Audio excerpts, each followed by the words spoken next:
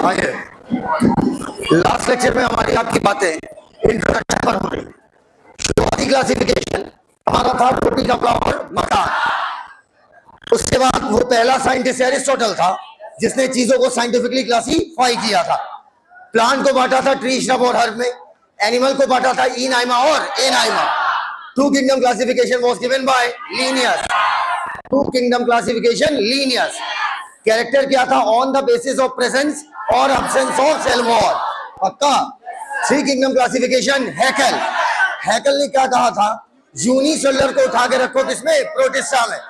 Unicellular को किसमें उठाओ? प्रोटिस्टा में। इसके बाद Copeland and four kingdom classification, इन्होंने क्या कहा था? Unicellular prokaryote monera, unicellular eukaryote protista. इसके बाद आप क्या थे? RH Whittaker. Phylogenetic relation, structure, mode of nutrition, reproduction, body organization. इन्होंने टोटल किंगडम कितने बना दिए? 5। कल पेज नंबर 3 की फोटो नहीं आई थी ना, वो आप लिख लीजिएगा। पेज नंबर 3 की फोटो कान बूझी जहां पर बातें हो रही थी। आइए,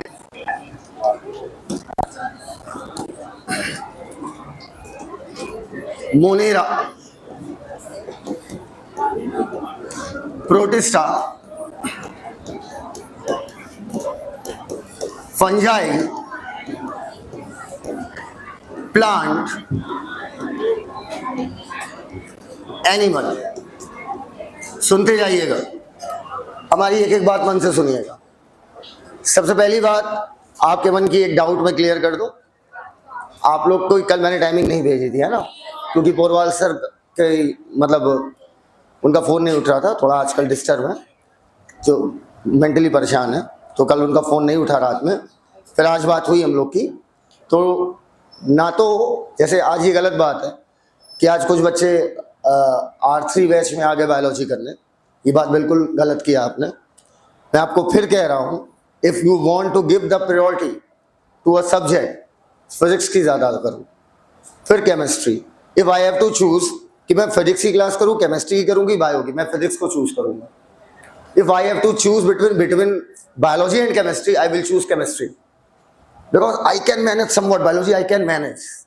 उतना बेहतर नहीं कर पाऊंगा खुद से जितना बेहतर तुम मेरे साथ करोगे, लेकिन हाँ इतना भी नहीं कि कर ही नहीं पाओगे, कर ले जाओगे। अरे उस एक लेक्चर को रट लेना है यार, सिंपल सी बात, रट डालना, मैराथन में कवर अप कर लेना, ठीक। तो ये अपनी लाइफ में डिसीजन बहुत वाइजली लिया करो, समझ पाए। और जितने लोग मुझे आज आखिरी में दिखे थे, मुझे चिढ़ हो गई थी मुझे, मतलब केमिस्ट्री जैसे सब्जेक्ट को आप केमिस्ट्री खुद से नहीं कर पाओगे, इम्पॉसिबल, इम्पॉसिबल, हो ही नहीं सकता, क्योंकि आपके पास एनालिटिकल अप्रोच नहीं है। तो सर बायो का लेक्चर भी तो इंपॉर्टेंट है, बिल्कुल इंपॉर्टेंट है, लेकिन एक बार बायो आप मैनेज कर लोगे, कोप अप कर लोगे। Are you getting my point? So if you want to choose between bio and chemistry, then you must have to go for chemistry. That's a clear and bitter truth. Are you getting my point? Yes, sir. अच्छा, but sir we want to take both. हमें दोनों चाहिए sir, हमें दोनों important लग रही है। तो आपको क्या करना चाहिए? आपके लिए अभी मैं इनसे रिक्वेस्ट करूंगा, ठीक है, रिक्वेस्ट, अभी मैं भैया से रिक्वेस्ट करूंगा कि कल से 3 बजे, कितने बजे? 3 बजे वाला लेक्चर रिकॉर्ड होगा। वो रिकॉर्ड होगा, यूट्यूब पे पड़ा रहेगा। टाइम निकालना, कर लेना, जैसे क्लास में करना वैसे वहां कर लेना। मैं तो अपना धर्म निभा रहा हूं ना, मैं तो करा रहा हूं ना ऑफलाइन भी, पर आपका क्लासेस क्या हो रहा है? क्लैश, ठीक है। लेकिन गलती से भी केमिस्ट्री फिजिक्स की क्लास कभी मत छोड़ना। It's not Sahil Siddiqui is important, it's not biology is important, it's your selection which is most important. आपका सिलेक्शन सबसे ज्यादा इंपॉर्टेंट है, और इसके लिए इससे कोई फर्क नहीं पड़ता। अच्छा आप मुझे एक चीज बताइए, एक चीज बताइए कि मैं रफ एंड टफ रहता हूं? मैं कहीं से लगता हूं साहिल सिद्दीकी? नाम के आज लग रहे हैं, तुम्हें बड़ा लग रहे हैं कोमल गुप्ता। अरे बहन हमारी, सुनो तुम्हारी भी, हाँ। नहीं, इतना रफ एंड टफ रहता हूं, ठीक है, खुले आम चल रही है, ठीक है। लेकिन उसके बाद भी कभी ऐसा हुआ कि मैंने बच्चे कम पढ़ाए? सबसे ज्यादा बच्चे पढ़ाए हैं, और अपनी फीस पे पढ़ाए हैं। जो फीस मेरा मन होता है वो फीस में लेता हूँ, क्यों ऐसा, क्यों पूछो क्यों? क्योंकि लोग ये कहते हैं गाइडेंस लेना है तो उनके पास जाओ। देखो, मेरा मेन काम सिखाना नहीं, मेरा मेन काम गाइडेंस देना है। तो कुछ भी ऐसे डिसीजन लेने हो लाइफ में तो मेरे पास आ जाओ। तो सर बताओ ये चूज करें कि ये चूज करें, आई एम कंफ्यूज्ड। तो मैं तुम्हें लॉजिक के साथ बताऊंगा ये इसलिए ये चूज करो। Are you getting my point? अब सर अब सोल्यूशन ये बताइए कि केमिस्ट्री वाला कैसे सोल्यूशन सॉल्व करें।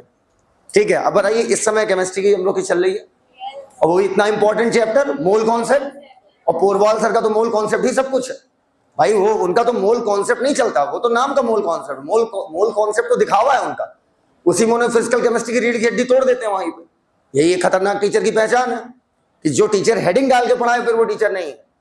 जो टीचर आपको पता भी ना चलने दे वो किस चैप्टर में खिला रहे हैं, मैंने उनकी नोट्स देखी है ना, वो मोल कॉन्सेप्ट नहीं पढ़ाते हैं, वो सब घुमा देते हैं, पूरी फिजिकल का जो बेस होता है वो घुमाते हैं। तो अब इतना इंपॉर्टेंट पार्ट छूट रहा है, उसका क्या किया जाए?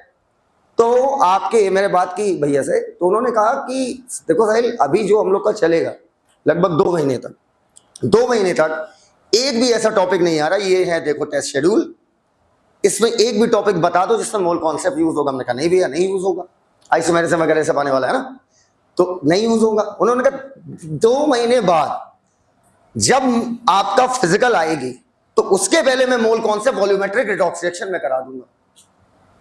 तो तुम्हें ना R3 में जाने की जरूरत है, नहीं समझे, ना बायो में ना केमिस्ट्री में, तुम्हारा काम हो गया। बोलो भैया क्लियर है? बोलते ही नहीं हो यार। और किसी चीज का तनाव मत लिए, तुम लोग कल से टेंशन में हो भाई R3 की टाइमिंग सर ने नहीं डाली, अरे बताओ भैया। तुमसे ज्यादा यार मेरा तो करियर है ये, तो तुमसे ज्यादा चिंतित हम होते हैं। Are you getting my point? बोलो भैया। एक लॉ है, वो लॉ कभी मत भूलना, क्लिंटॉफ लॉ, साइकोलॉजी का क्लिंटॉफ लॉ है। कहते हैं अगर आप कभी समस्या में हैं और आप उसका समाधान नहीं ढूंढ पा रहे हैं, आप उस समस्या को एक जगह पर लिख लीजिए, जो भी समस्या है। अगर आप अपनी पूरी समस्या एक पेज पे लिख देंगे, आधी समस्या खत्म हो जाएगी, आप तुरंत डिसीजन ले लोगे। आप समझ पा रहे हो मेरी बात? बोलो भैया।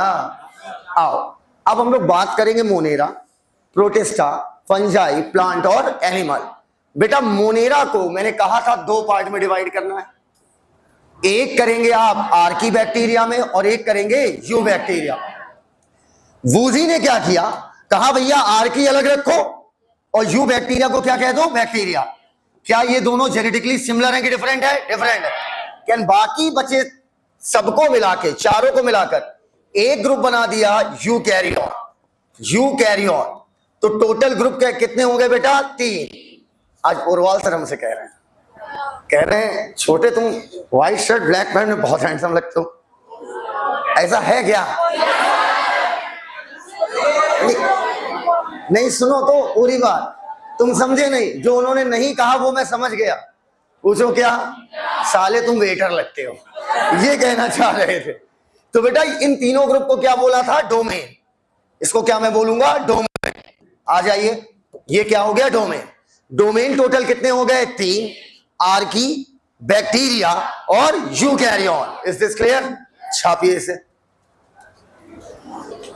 अभी तक जो मेरी कैलकुलेशन से जा रहा है, लास्ट ईयर से 58 दिन पहले चल रहे हैं। इधर जल्दी करो, हो गया? Let's start new topic that is Morena. बेटा सुनो, हाँ अच्छा अभी नहीं लिखा, इतना फॉर्म में बोला सब बर्बाद कर दिया। जेनेटिक्स शुरू हो गई भाई साहब, फ्रेशर में बड़ी जल्दी। क्या जेनेटिक्स बायोटेक, उसके बाद हम बाहर। हाँ पहले अपना वाला निपटा लेते हैं ना, फिर हम बाहर आ जाएंगे, बाहर निकल आएंगे। हो गया? आइए बात करते हैं किंगडम मोनेरा की। भैया मैं मोनेरा पे बात नहीं करूंगा, मैं जनरल बातें करूंगा और 5 किंगडम पे करूंगा। मैंने कहा था लिम्फोसिज्म। अब कॉपी किताब छोड़ दो, कॉपी किताब का कोई काम नहीं और भयानक तैयार करना इस टॉपिक को। आज हमारा ऊपर, आज हम अपने आप को सक्सेसफुल तब मानेंगे कि क्लास से निकलते वक्त 95% बातें हमारे दिमाग में चल जाए। Are you getting my point? छोटे छोटे टारगेट बनाओगे, बोर नहीं होगे, है ना? सिर्फ नीट कोई सफलता मानोगे तो बोर हो जाओगे और बीच में तैयारी छोड़ दोगे। आओ तो बेटा सबसे पहले आपका मोनेरा। उसके बाद आपका प्रोटिस्टा, प्रोटिस्टा के बाद आपका फंजाई, फंजाई के बाद आपका प्लांट, और प्लांट के बाद आपका एनिमल। इधर आइएगा, बोलो मोनेरा है प्रोकैरियोट, बाकी बचे यूकैरियोट। अब ये सब मत बोलना कि प्रोटिस्टा, फंजाई, प्लांट, अरे बस मोनेरा प्रो, बाकी यू, बात खत्म। मोनेरा हो गए प्रोकैरियोट। प्रोकैरियोट के पास क्या न्यूक्लियर मेम्ब्रेन मौजूद होती है? नहीं। प्रोकैरियोट में न्यूक्लियर मेम्ब्रेन अपसेट, और बाकी बचे आपके क्या हो गए? यूकैरियोट। अगला सुनना, मोनेरा और प्रोटिस्टा, मोनेरा और प्रोटिस्टा, मोनेरा और प्रोटिस्टा, ये है आपके यूनिसेलुलर। ये आप क्या हुए? यूनिसेलुलर। ये हुए यूनिसेलुलर। इसका मतलब बाकी बचे मल्टीसेलुलर। एक भाई एक आध अपवाद है, उस पर बातें मत करो। अब फंजाई में बात करें तो ईस्ट यूनिसेलुलर है, प्लांट में बात करें तो chlamydomonas unicellular according to NCERT. बोलो भैया, एनिमल में कोई भी यूनिसेलुलर नहीं है। अगर पूछा जाए कौन सा ग्रुप ऐसा है जो प्योर मल्टीसेलुलर है, वो क्या है? एनिमल। पक्का? फंजाई और आपके प्लांट में क्या है? कुछ इसके अपवाद है। अब सुनना, सबसे पहले आप पढ़ने जा रहे हो मोनेरा।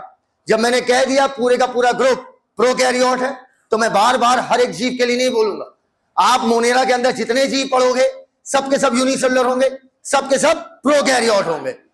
ट्रस्ट मी, तुम दुनिया का कोई जीव दे दो मुझे, दुनिया का बोल रहा हूं, कोई जीव दे दो और मुझे बता दो वो कौन से ग्रुप में रखे गए, मैं उनकी सारी प्रॉपर्टी लिख डालूंगा। पूछो क्यों? क्योंकि मुझे ग्रुप की प्रॉपर्टी पता है। अगर मुझे पता है कि मोनेरा यूनिसेलुलर प्रोकैरियोट है, तो मैं सबके लिए लिखूंगा मोनेरा के जितने मेंबर हैं सबके सब यूनिसेलुलर प्रोकैरियोट। मोनेरा में हम लोग बच्चों पढ़ेंगे आर्की बैक्टीरिया, मोनेरा में हम लोग सीखेंगे यू बैक्टीरिया, मोनेरा में हम माइकोप्लाज्मा पढ़ेंगे। इसका मतलब चाहे आर्की बैक्टीरिया हो, चाहे यू बैक्टीरिया हो, चाहे माइकोप्लाज्मा हो, ये सब के सब आपके क्या होंगे? Unicellular prokaryote. क्या किसी भी मोनेरा के पास न्यूक्लियर मेम्ब्रेन होगी? अब समझना बेटा, मोनेरा की बात करें तो माइकोप्लाज्मा छोड़ दो, सिर्फ माइकोप्लाज्मा की बात कर रहा हूं भाई साहब, माइकोप्लाज्मा छोड़ दो तो बाकी बचा जितना मोनेरे हैं वो सब के सब बैक्टीरिया हैं। सुनना मेरी बात, तो इस किंगडम में सबसे ज्यादा आप किसको पढ़ोगे? बैक्टीरिया। बस माइकोप्लाज्मा भी एक तरीके का वही है यार, वो तो मैं नाम एनसीईआरटी अलग से लिख दी, इस वजह से मैं बोल रहा हूं। कहते हैं bacteria are the sole member of kingdom monera. Kingdom monera की जान कौन है आपकी? बैक्टीरिया। अब देखो बैक्टीरिया हर जगह है यार, हर जगह। अकॉर्डिंग टू एनसीईआरटी, सर जब आप अकॉर्डिंग टू एनसीईआरटी बोलते हो तो चिंता हो जाती है सर, चिंता मत किया करो, बस सुना करो। कहते हैं एक मुट्ठी भर सॉइल ले लो, उसमें आपके 100 बैक्टीरिया होंगे। कहा है भैया? मिट्टी हम अच्छी जगह से लेंगे तो 100 नहीं होंगे, क्या पता 50 है।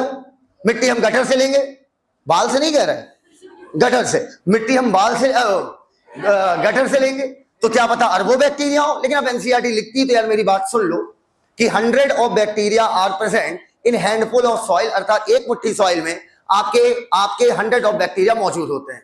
दे आर फाउंड एवरीवेयर, हर जगह बैक्टीरिया पाए जाएंगे आपका। अगर आप जमीन में 2 किलोमीटर नीचे जाइए तो भी बैक्टीरिया, बर्फ की सिल्ली के अंदर भी बैक्टीरिया, आसमान में जाइए वहां भी बैक्टीरिया, आपकी एयर में बैक्टीरिया, पानी में बैक्टीरिया, यहां तक कि आपके खुद के अंदर बैक्टीरिया। आपके अंदर ही बैक्टीरिया नहीं रहते, आपके ऊपर भी रह सकते हैं। अर्थात अगर ऊपर रहता है तो एक्टोपैरासाइट, एक्टो का मतलब क्या हुआ? बाहर, और इंडो का मतलब क्या हुआ? अंदर। बाहर रहता है तो एक्टोपैरासाइट और अंदर रहता है तो इंडोपैरासाइट। अब सवाल बनता है ये पैरासाइट क्या है? सवाल बनता है ये पैरासाइट क्या है? कुछ लोगों की मुस्कुराहटें बहुत कुछ बता रही हैं।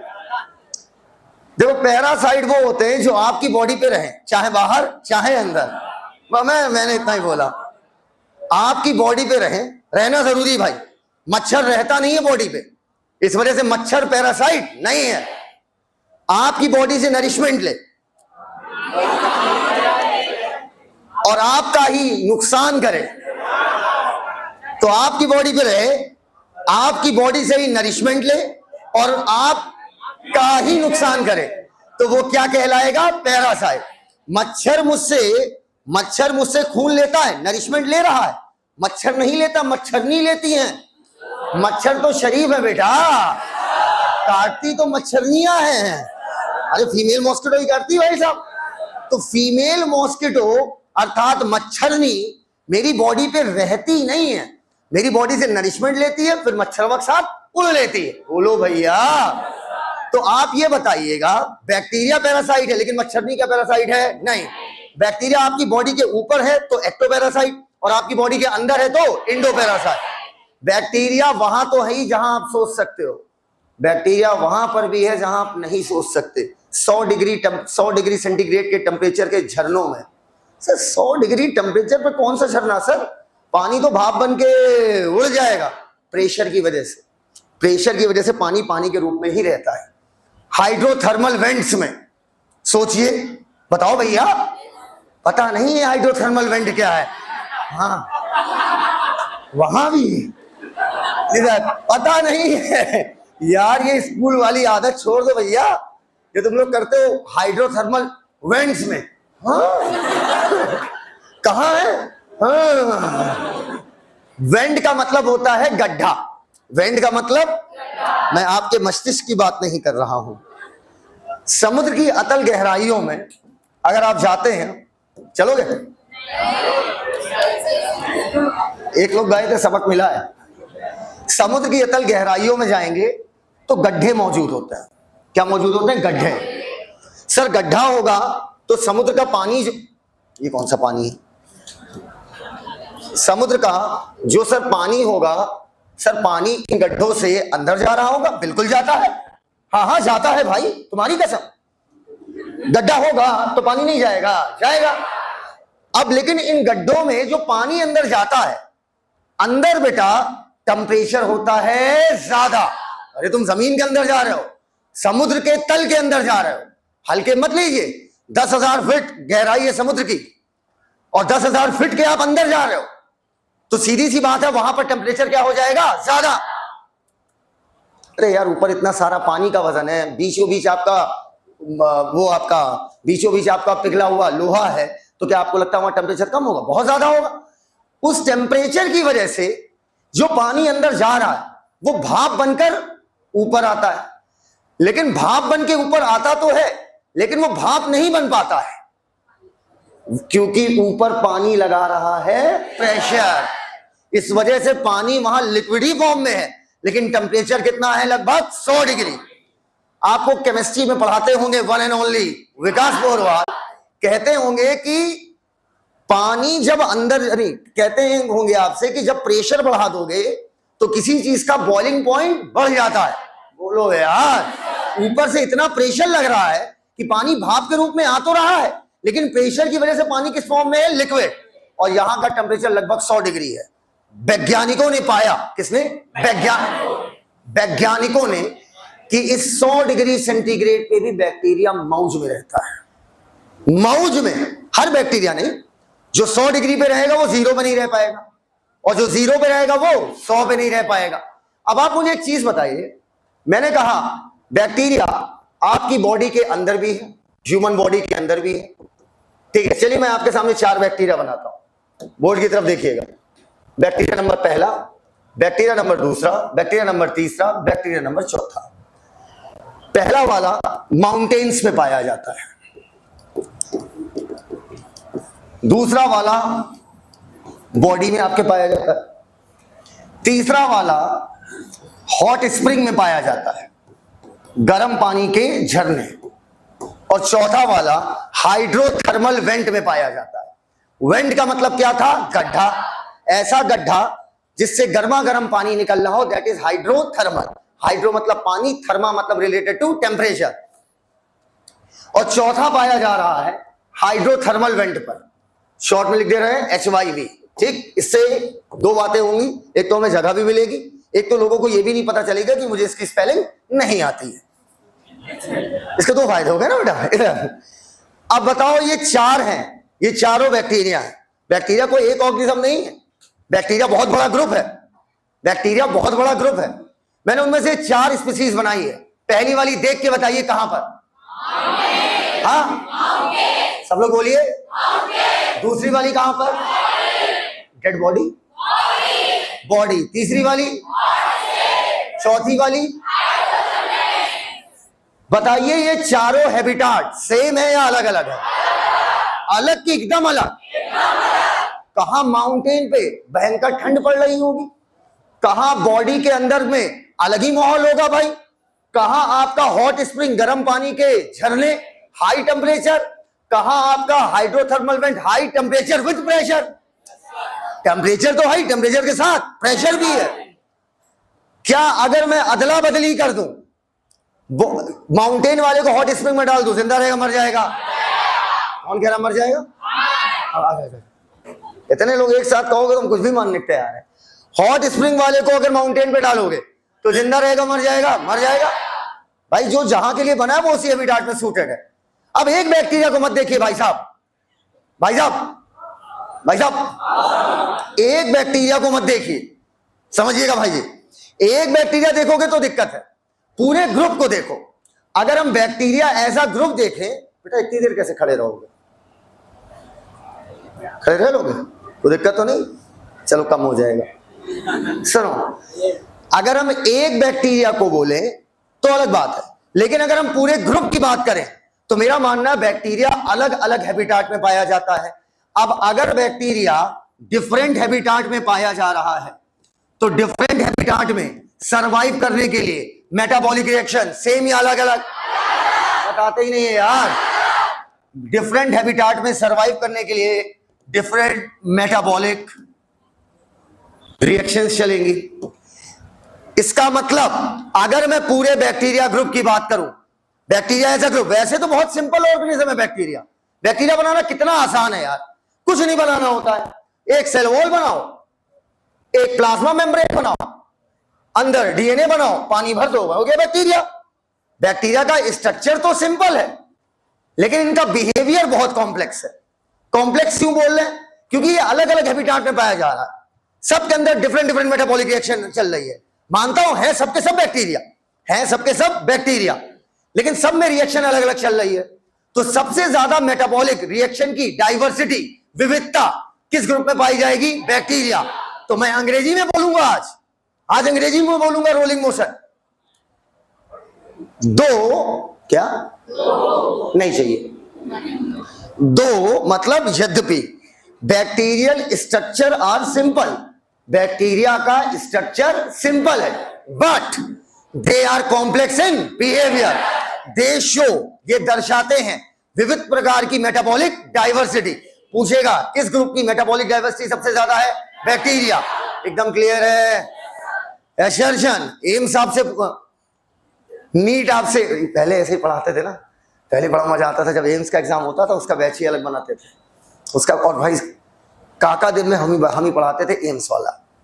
तो एम्स वाले में क्या होता था, वो हो जाता था सीबीएसई पीएमटी, तब बैच बनता था एम्स का, 2 महीने का टाइम होता था, 1.5 से 2 महीने के आसपास वो बैच अलग बनता था। उसमें हम 3 चीज पढ़ाते थे, एक पढ़ाते थे बायो, एक पढ़ाते थे रीजनिंग, उसमें रीजनिंग आती थी 10 क्वेश्चन, और एक पढ़ाते थे जीके।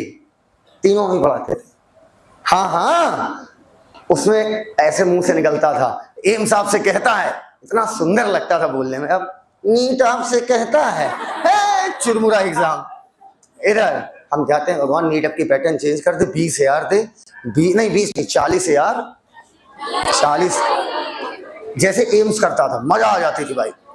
मतलब एआर, उसमें एआर का ही कंपटीशन होता था, मजा। तुम्हारे लिए कठिन नहीं होगा भाई, जितना लिखवा रहा हूं इसके अलावा एआर बन नहीं सकता। जितना बता दे रहे हैं पेपर एज इट इज ऐसा ही आएगा। आप जो लेक्चर्स कर रहे हैं मेरे, वो लेक्चर यहां है और नीट यहां है। इससे ज्यादा डीप आप नहीं घुस पाओगे एनसीईआरटी में। आप मेरी बात समझिएगा। आप तो कह रहे स्टूडेंट है, स्टूडेंट हो के आप जितना घुस रहे हैं उतना टीचर नहीं घुसा एनसीईआरटी। आप समझिएगा, बस खत्म, इसके आगे फुल स्टॉप। यहां से एक यार बन रहा है। नीट आपसे कहता है assertion, bacteria shows most metabolic diversity. नहीं सही है, वो सब जानते हैं, और ये भी सबको पता है कि सर आंसर सी और डी वाला तो कराएंगे नहीं, वो ए और बी वाला ही कराएंगे। सी और डी का मतलब ही क्या होता है यार? रीजन तुम लोगों को पता है AR मन से नहीं सुन, तुम्हें पता दोनों लाइन सही है, बस ये पकड़ो एक्सप्लेन कर रही है यार। नहीं, रीजन कह रहा है bacteria lives in wide range of habitat. Answer A या बी? एसर्शन भी सही, रीजन भी सही। रीजन एसर्शन को एक्सप्लेन कर रहा है। आ जाओ मुन्ना, इधर देखो बोर्ड की तरफ। अब बैक्टीरिया को हमने डिवाइड किया। बेटा तुमने एक बहुत बड़ी गलती कर दी आज, मैंने डिवाइड कर दिया और तुमने कुछ पूछा ही नहीं। जब भी किसी चीज को डिवाइड करिए तो पहली चीज बेस। बैक्टीरिया को हमने 4 पार्ट में डिवाइड किया। ये बताओ क्या, किस आधार पे? शेप, शेप के आधार पर। मोर माई रे, बताइए ये दोनों शेप सेम है कि अलग अलग है? हाँ, दोनों सर्किल है, लेकिन साइज क्या है? समझ गया ना? शेप मतलब आकृति, साइज मतलब कितना बड़ा और कितना छोटा। इसलिए फोकस किया क्योंकि नीट फंसा देगा आपको इसी में। वहां पर शेप की जगह साइज कर देगा, खेल खराब हो जाएगा। समझ गए बात को हमारी? On the basis of, base है यहां पर शेप। शेप के आधार पर बैक्टीरिया 4 प्रकार के। बताइए, अगर सर्कुलर है तो, सर्कुलर है तो बोलो गलत, सर्कुलर नहीं, स्फेरिकल। सर्कुलर क्या होता है भाई? सर्किल तो 2D है। कब से बैक्टीरिया 2D में रहने लगे भैया? ये ब्रह्मांड हम 3D में जीते हैं। बोलो भैया, शेप हम 3D में देखते हैं। अब वो आप फिजिक्स में देखो 1D 2D। समझ पाए बात को? नॉर्थ चले 10 कदम 20 मीटर साउथ चले, पाइथागोरस लगाए, आंसर निकाल के कहते फिजिक्स आती है। आओ इधर आओ। शेप के आधार पर अगर बैक्टीरिया स्फेरिकल है, मतलब गेंद जैसे, सर्कुलर या स्फेरिकल। और एग्जाम में अगर ये गलती हो जाए तो हम लोग कहेंगे अरे सिली मिस्टेक हो गई। ये सिली मिस्टेक नहीं थी, ये लैक ऑफ नॉलेज थी। अब अगर बैक्टीरिया क्या, देखो भाई मैं कोई पिकासो नहीं हूं, तो मतलब ये मेरा शेड है, ठीक है, राउंड होने का, ठीक है, शेड दे दिया। तो बेटा बैक्टीरिया कहलाते हैं, लिखने का तरीका देखिएगा, कोकस। क्या कहलाएंगे? Coccus. It's not focus, it's coccus. बांस जैसे लंबे लंबे, बांसीलस। थोड़ा हमारा प्रोनाउंसिएशन आप ही की तरह है, प्रोनाउंसिएशन। इधर देखो बेटा, बांस जैसे लंबे लंबे, बैसिलस। बोलो बेटा बोलो। यहां पर ये देखो, ये सीधा कंटेंट है, कुछ कॉम्प्लेक्स नहीं है इसमें, ठीक है। अब अगला देखो, अगर स्पाइरल शेप्ड है तो ये आपका कहलाएगा स्पाइरलम, पक्का। और अगर कॉमा शेप्ड है तो विब्रियो, विब्रियो। अब मेरी बात समझते जाना। विब्रियो बोलो, विब्रियम बोलो, सिंगुलर और प्लूरल की बात, और कोई फर्क नहीं पड़ता। ये बताइए, एक पेज फाड़ के तुम लाओ, पेज लाओ, चवन्नी भर की हो। कभी कोई बहन नहाया करो। अरे मतलब इतना हो रहा है एक पेज, अरे बाप, जमीन जैसे खरीदी बेची जा रही है। ये बताइए, ये एक स्पोर है, कैसे हो? बढ़िया हो? ये एक स्पोर है, क्या है? स्पोर। अगर स्पोर बॉडी के ऊपर है तो एक्सो या इंडो? और अगर यही स्पोर बॉडी के अंदर है तो इंडो। एकदम क्लियर? जरा चारों में देखिए, आपको इंडो स्पोर कहीं दिखेगा? एनसीईआरटी ने सिर्फ ये बात अपने डायग्राम में लिखी है और कहीं नहीं लिखा है। किसमें है बताओ? कॉर्नलेस। नीचे लिखिए नोट, पुरानी एनसीईआरटी पेज नंबर 12, नई एनसीईआरटी पेज नंबर 18। तुम समझ गए, वो बेहतर था। तुम समझ गए, हम समझ गए, किसी तीसरे को समझाने की जरूरत नहीं है।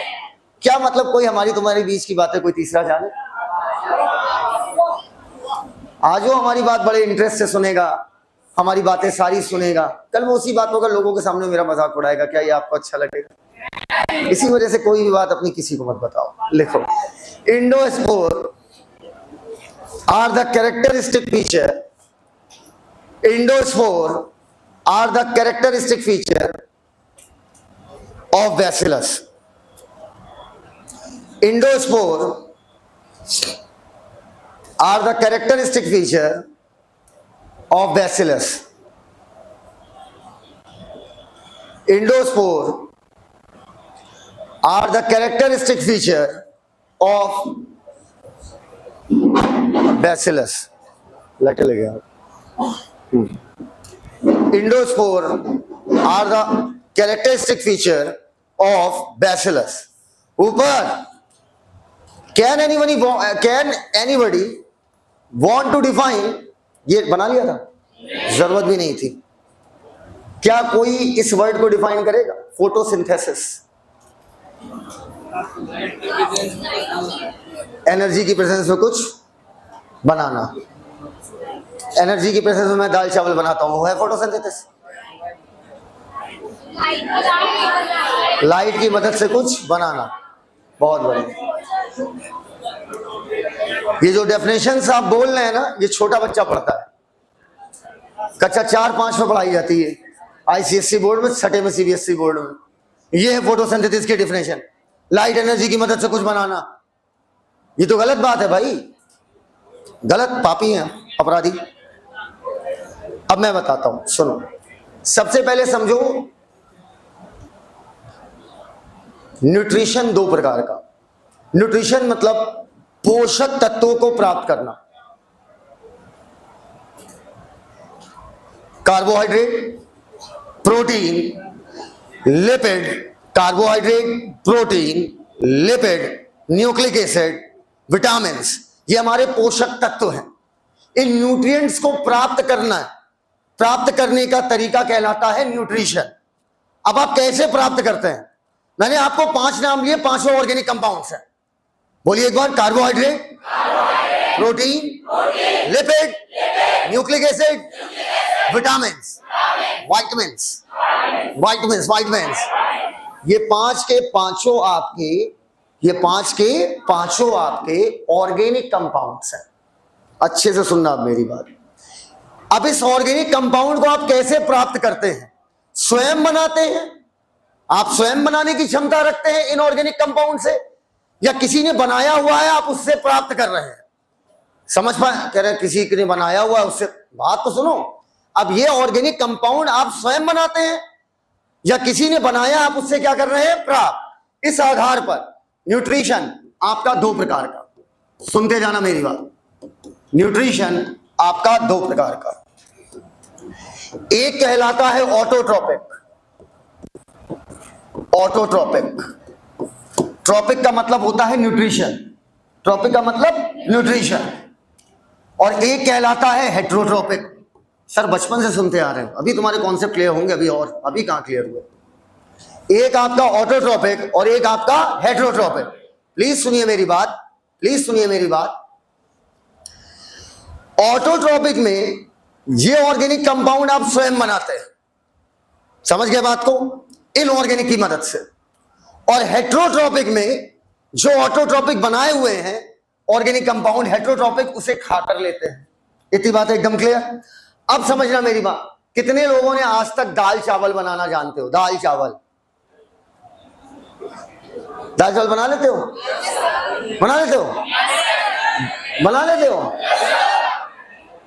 तुम्हें क्या लगता है मैं बना पाता हूँगा?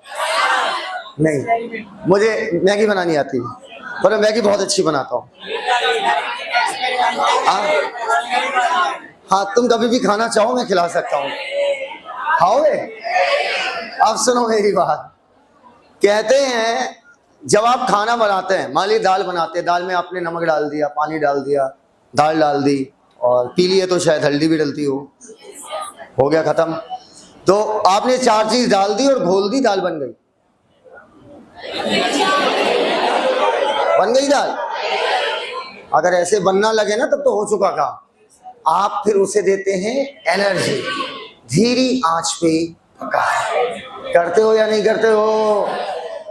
भाई मेरे पास है, इधर देखो मेरी बात, कार्बन डाइऑक्साइड, मेरे पास है पानी, ठीक। कार्बन डाइऑक्साइड प्लांट क्या करेगा? प्लांट की पत्तियां कार्बन डाइऑक्साइड हवा से ले लेंगी, पानी जमीन से ले लेंगी। लेकिन अब इनको रिएक्शन कराने के लिए आपको क्या देनी पड़ेगी? एनर्जी। बोलते ही नहीं हो यार। अब वो आपने एनर्जी ली अगर लाइट की मदद से, सनलाइट बोलना भी बहुत बेहतर नहीं है क्योंकि लाइट पे भी तो फोटोसिंथेसिस होगी। सनलाइट पे लिखा थोड़ी होता sunlight, only I can do photosynthesis. अरे हटो, 400 से 700 नैनोमीटर की कोई भी लाइट होगी, फोटोसिंथेसिस होगी। अब लाइट की मौजूदगी में जिगजैग एनर्जी का सिंबल होता है। अगर ये ग्लूकोज का निर्माण कर रहा है तो ये कहलाएगा फोटोसिंथेसिस। फोटो मतलब रिलेटेड टू लाइट। लाइट की मदद से अगर ग्लूकोज का निर्माण कर रहे हैं आप, इनऑर्गेनिक कंपाउंड से ऑर्गेनिक कंपाउंड का निर्माण कर रहे हैं, तो ये कहलाएगा फोटोसिंथेसिस। चाहो तो फोटोसिंथेसिस बोलो, चाहो तो इन्हें फोटो ऑटोट्रॉप्स बोलो, क्योंकि लाइट की मदद से ये स्वयं ऑर्गेनिक कंपाउंड बना रहे हैं कि दूसरे का ले रहे हैं, स्वयं, तो ये कहलाएंगे फोटो ऑटोट्रॉप्स। अगर सुनना मेरी बात, केमिकल को तोड़कर उससे एनर्जी ले रहे हैं, ये किसकी मदद से ले रहे हैं? लाइट। अगर केमिकल कर खुद ही रहे हैं, ऑर्गेनिक कंपाउंड स्वयं बना रहे हैं, लेकिन अब लाइट से एनर्जी नहीं ले रहे हैं, अब केमिकल को ऑक्सीडाइज कर रहे हैं। कहां हो भाई, कितना टाइम लगेगा? अगले साल तक आएगा। सुनो, अगर सुनो तो मेरी बात, अगर आप लाइट से एनर्जी ले रहे हैं और इनऑर्गेनिक को ऑर्गेनिक बदल रहे हैं, अब ग्लूकोज से चाहे तुम्हारी जो मर्जी वो बनाओ, ग्लूकोज से कोई भी कार्बोहाइड्रेट बनाओ, कोई भी प्रोटीन बनाओ, बोलो भैया। मैंने कहा था ग्लूकोज से आप लिपिड भी बना सकते हो, कोई भी कुछ भी बना सकता है। अगर बोलो इनऑर्गेनिक कंपाउंड को ऑर्गेनिक कंपाउंड में हम बदल रहे हैं लाइट की मदद से। खड़े क्यों हो? पीली शर्ट, बैठे हो और इतनी ऊपर बैठे हो इधर, बस भाई बस। लाइट की मदद से अगर आप ग्लूकोज का निर्माण कर रहे हैं तो ये कहलाएगा फोटो ऑटोट्रॉप्स। पता या फोटोसिंथेसिस प्रोसेस को क्या बोलते हैं? फोटोसिंथेसिस प्रोसेस है, फोटोसिंथेसिस, और ऑर्गेनिज्म कहलाएंगे फोटो ऑटोट्रॉप। अगर आप सुनिएगा मेरी बात, इन ऑर्गेनिक कंपाउंड जैसे, मेरे साथ बोलिए, nitrate, nitrite, ammonia, nitrate, nitrite, ammonia, nitrate, nitrite, ammonia, nitrate, nitrite, ammonia. इतना स्लो कौन बोलता है भाई? तुम्हें आवाज आई? पता है इन्हें कि 10 बजने वाला है, तो इन्हें कुछ नहीं आएगी। इन्हें कहेंगे, बोलो नाइट्रेट, नाइट्राइट, अमोनिया। आवाज आई? बोलो नाइट्रेट, नाइट्राइट,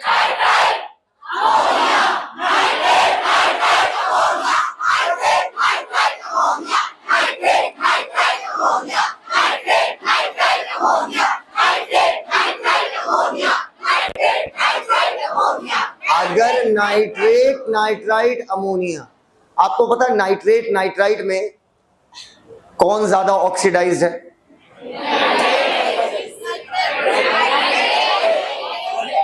कौन कह रहा है नाइट्रेट? तो गलत नहीं कह रहा हूं। नाइट्रेट को अब हम और ऑक्सीडाइज नहीं कर सकते। नाइट्रेट अपनी मैक्सिमम ऑक्सीडेशन स्टेट में है। अब नाइट्रेट को और कैसे ऑक्सीडाइज कर सकते हो? नहीं कर सकते हो। पर हमारी एनसीईआरटी जो ना करा दे, दुनिया की सबसे अद्भुत किताब मानी जाती है। ये कहती है दुनिया का विज्ञान एक तरफ, हमारा विज्ञान एक तरफ, और माने भी हम ही जाएंगे all over India. NCERT nitrate को भी ऑक्सीडाइज कराई है यहाँ पे, और मुझे पढ़ाना पड़ रहा है, मुझे बड़ी शर्म आ रही है बोलते वक्त कि नाइट्रेट, नाइट्राइट, अमोनिया को अगर हम ऑक्सीडाइज करते हैं, अगर हम जलाते हैं, तो बताओ किसी चीज को जलाओगे तो उससे ऊर्जा निकलेगी या नहीं निकलेगी? निकलेगी। बोलते ही नहीं हो यार। अच्छा, और उस ऊर्जा की मदद से, समझना, मैं लिख रहा हूं, इसे लिख रहा हूं, देख लो भैया। नाइट्रेट, नाइट्राइट, अमोनिया, अगर आप इसको जलाते हो, ऑक्सीडाइज करते हो, तो इससे क्या निकल रही है? एनर्जी। एनर्जी की मदद से आप डाइफॉस्फेट में एक फॉस्फेट जोड़ देते हैं, तो एडिनोसिन क्या हो गया? ट्राइफॉस्फेट। ये एनर्जी जाके स्टोर हो गई इस तीसरे बॉन्ड में। बोलो भैया। यार देखो, बनाना अल्टीमेटली एटीपी होता है। फोटोसिंथेसिस करते हो या नहीं करते हो? करते हो। ग्लूकोज बनाया, फिर याद करो हम लोग ग्लूकोज को तोड़कर क्या बनाते थे? एटीपी। अब भैया एनर्जी कहां से प्राप्त किया एटीपी बनाने के लिए? अगर सनलाइट से प्राप्त हो रही है, अब बहुत दूर की बात कर रहा हूं, ग्लूकोज नहीं, अब ग्लूकोज को प्राप्त तोड़ोगे तो भी क्या निकलेगी? एनर्जी। अब आप एनर्जी समझना, एटीपी बनाने के लिए ऊर्जा कहां से इस्तेमाल कर रहे हैं? अगर आपने सनलाइट से इस्तेमाल किया तो आप कहलाएंगे फोटो ऑटोट्रॉप, और लेकिन अगर आपने नाइट्राइट अमोनिया जैसे इनऑर्गेनिक कंपाउंड को तोड़कर ऊर्जा प्राप्त करी और उससे एटीपी बनाया तो आप कहलाएंगे कीमो ऑटोट्रॉप। क्या कोई डाउट है? कुछ पूछ रहा हूं, क्या कोई डाउट है? तो कहलाएंगे कीमो ऑटोट्रॉप्स। क्या ये बच्चों वाली बात एकदम क्लियर हो गई है? एक अब कोई जरूरत नहीं, एक मजेदार बात यह है कि बैक्टीरिया फोटो ऑटोट्रॉप भी है, कीमो ऑटोट्रॉप भी है और हेट्रोट्रॉप भी है। लेकिन अगर पूछा जाए अधिकतर बैक्टीरिया क्या है? हेट्रोट्रॉप्स। एकदम क्लियर। हेट्रोट्रॉप ये ऑर्गेनिक कंपाउंड कैसे पाए गए? जब वो ऑटोट्रॉप को खाएंगे। एकदम क्लियर है वाली बात? क्लियर है? पक्का? अब सुनो मेरी बात, अधिकतर बैक्टीरिया हेट्रोट्रॉप है। अब कह रहा अधिकतर हेट्रोट्रॉप तो है, हेट्रोट्रॉप में भी मुझसे पूछ रहा है कि हेट्रोट्रॉप में भी क्या है? तो डिकम्पोजर। सड़ाने और गलाने में दो ही लोग फेमस हैं, एक बैक्टीरिया और एक फंजाई। कहीं पर भी लाश पड़ी है, कौन कौन कौन कौन सड़ाएगा गलाएगा? बैक्टीरिया और फंजाई। इनका काम ही है मेन सड़ाना और गलाना। तो बैक्टीरिया है तो सब, फोटो भी है, कीमो भी है, हेट्रो भी है। मेजॉरिटी क्या है? हेट्रो। और हेट्रो में भी पूछा जाए तो डिकम्पोजर्स। क्या ये बात एकदम क्लियर है भैया? आ जाओ मुन्ना, आगे आओ। अब बेटा समझना, पढ़ने की सहूलियत के लिए हमने किंगडम मोनेरा को दो पार्ट में डिवाइड किया है, आर्की बैक्टीरिया और यू बैक्टीरिया। बताओ, Archie bacteria, you bacteria Monera से बड़ा ग्रुप होगा या छोटा होगा? छोटा। तो हमने क्या बोला? छोटा। छोटा होगा क्योंकि आपने मोनेरा को ही तोड़कर बनाया है आर्की बैक्टीरिया और यू बैक्टीरिया। बोर्ड की तरफ देखते जाना। मोनेरा को हमने दो पार्ट में डिवाइड किया। One is called Archie bacteria, जिसे कार्ल वूजी ने आपका आर्की कह के पुकारा था, और दूसरा है यू बैक्टीरिया, जिसे कार्ल वूजी ने बैक्टीरिया कह के पुकारा था। बताइए दोनों में यूनिसेलुलर कौन है?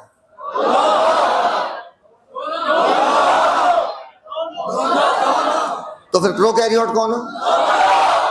बिल्कुल सही। आर्की का मतलब होता है एंशियंट, अर्थात धरती पर सबसे पहले कौन सा ग्रुप आया? Archie bacteria. नहीं, सबसे पहले मोनेरा है। मैं हमेशा कहता हूं जिसको पहले लिखोगे वो पहले आया है, जिसको बाद में लिखोगे वो बाद में आया। तो जब धरती बनी थी उस समय हैबिटाट कैसा रहा होगा? हार्श या नॉर्मल? बेटा उस समय हैबिटाट जगह, हाँ, आग का गोला। धरती आग का गोला थी, हाई टेम्परेचर, जगह जगह पे ज्वालामुखी फट रहे थे, जगह जगह पे ज्वालामुखी फट रहे थे। 600 साल लगातार बरसात हुई थी। जी हाँ, 600 ईयर्स ओनली। 2 दिन होती है तो बंबई की सड़कें जाम हो जाती हैं। बोलो भैया, 2 दिन अगर बरसात हो गई तो बंबई की सड़कें जाम हो जाती हैं, पानी बाहर आ जाता है। 5-6 दिन बरसात हो गई, बाढ़ आ जाती है। जब 600 साल लगातार नॉन स्टॉप बगैर रुके झमाझम बरसात, अब कुछ लोग कहेंगे सर हम तो भीगेंगे, मजा आएगा। मजा नहीं आएगा, क्योंकि ऑक्सीजन नहीं थी उस समय। जब धरती का निर्माण हुआ उस समय ऑक्सीजन धरती पर नहीं थी। आज से 4.5 अरब साल पहले धरती बनी, मैं खड़ा था। अच्छा, मुझे नहीं पता आप लोगों को ये चीजें पसंद है कि नहीं पसंद है। मुझे बहुत पसंद है।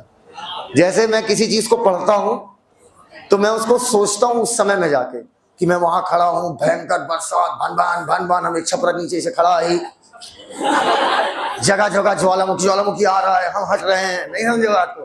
ये सब कभी नहीं। जाओ लिखा है वो समझ न पाई थी गुरु जी, कहाँ इतना सोच। हाँ, अगर नहीं, लाइफ में जब मैंने पहली बार डाइजेस्टिव सिस्टम पढ़ा तो मतलब मैं इमेजिन करता था, मैं ऐसा प्राणी हूँ जिसपे एंजाइम का कोई फंक्शन नहीं होगा।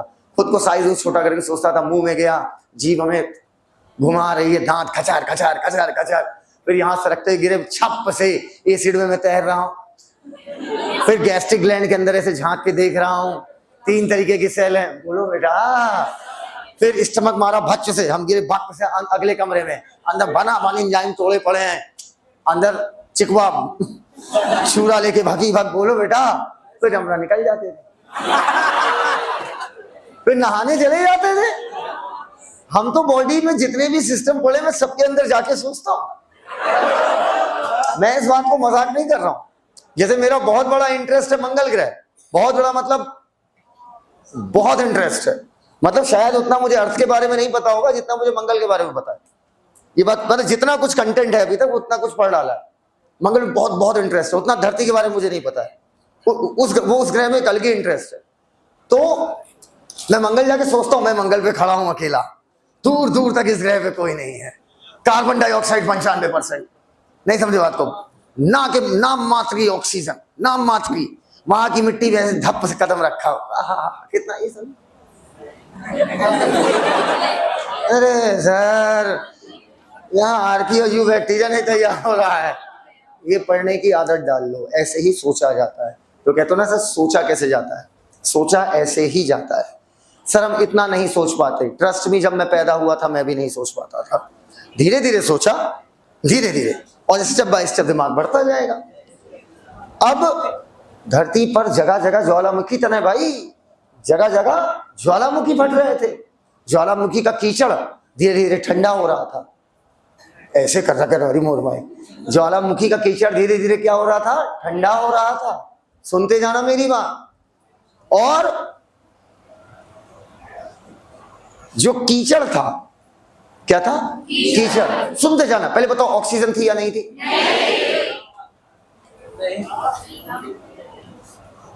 सबसे पहले आर्की बैक्टीरिया है, ऑक्सीजन उस समय थी नहीं, इसका मतलब तुम एनारोबिक थे। अरे यार, ऑक्सीजन नहीं है पर आप जिंदा हो, मतलब यू आर एनारोबिक। नहीं समझ पाए हमारी बात। और आपको पता है जब ज्वालामुखी फटता है तो उससे जो आपका लावा निकलता है उससे मिनरल्स बहुत पाए जाते हैं। क्या पाए जाते हैं? मिनरल्स। सुनते जाना, बड़ी सुंदरता से सिखा रहा हूं चीजों को।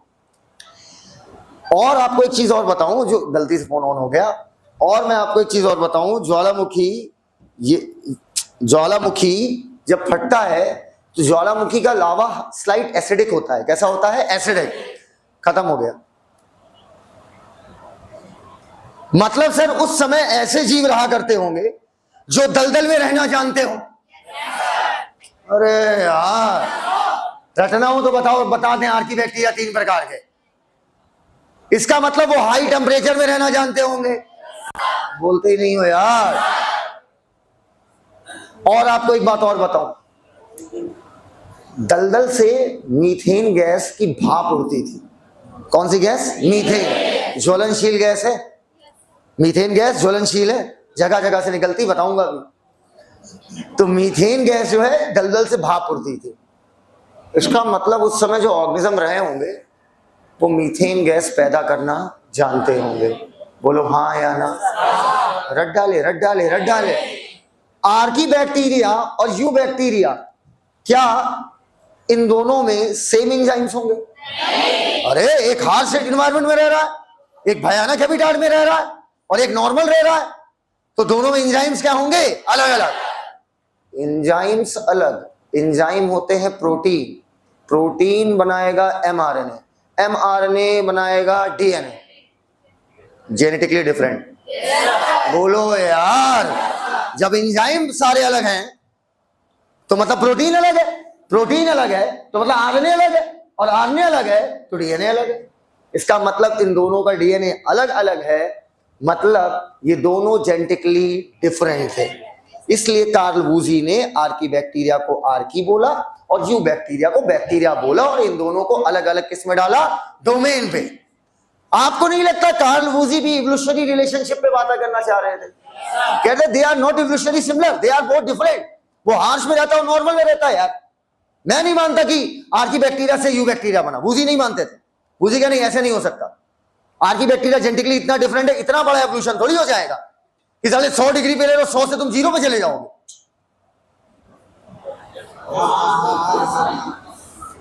अब सुनो, ऐसे आर्की बैक्टीरिया जो दलदली इलाकों में रहते थे, कैसे इलाकों में? दलदली, दलदल से गैस निकलती थी, वो कहलाए मिथेनोजन। मिथेनोजन, बस देखो क्लास का यही फर्क होता है। अब आप घर में पढ़ोगे तो आप सीधे पढ़ोगे मीथेनोजन मीथेन बनाते हैं, आप सोच नहीं पाओगे। अब आपने यहां पर क्या किया, एंशिएंट, फिर एंशिएंट में गए, फिर सोचा उस समय हैबिटाट ऐसा था, ऑक्सीजन थी नहीं, मतलब सबके सब एनारोबिक। बस ये जो थोड़ी मोटी चीजें थी, बस तो इतना नहीं सोच पाओगे, बाकी सब समझ लोगे। मिथेनोजन किस गैस को पसंद करते हैं? गलत, पैदा करते हैं। पैदा करना और पसंद करना, सुन तो रही हो, पैदा करना और पसंद करना ये दोनों अलग अलग बातें हैं। मैं बहुत कुछ पैदा करता हूं, क्या मुझे वो चीज पसंद है? मिथेनोजन मीथेन पैदा करते हैं, भैया आप जो भी गैस पैदा करते हैं क्या वो आपको पसंद है? तो बेटा याद रखना, और एग्जाम में अगर ऐसे फंसाया ना तो हम कहेंगे ओ माय गॉड, पता तो था पर पता नहीं था। मिथेनोजन, मीथेन पैदा करने वाले, जरूरी नहीं कि इन्हें मीथेन पसंद हो। अगर आप अपने हाथों के साथ खेलना बंद कर दें तो थोड़ा देर इधर भी देख लें। मिथेनोजन कहां पर पाए जाएंगे? दलदली इलाकों में। मार्शी को ही दलदली बोलते हैं अंग्रेज, पक्का। और ये पाए जाएंगे रूमिनेंट एनिमल्स। रूमिनेंट बता रहे क्या होता है? रूमिनेंट एनिमल की गट में, गट मतलब alimentary canal, gut of ruminant animals. ऊपर कॉपी किताबें छोड़ी, गलत बात नहीं सर। ये रूमिनेंट एनिमल्स क्या है? ऐसे जानवर जो अपने स्टमक का कंटेंट वापस माउथ में ले सके। ऐसे जानवर जो अपने स्टमक का कंटेंट वापस मुंह में ले सके और उसको फिर चबाएं। हमारे यहां स्टमक के कंटेंट को उल्टी कहा जाता है।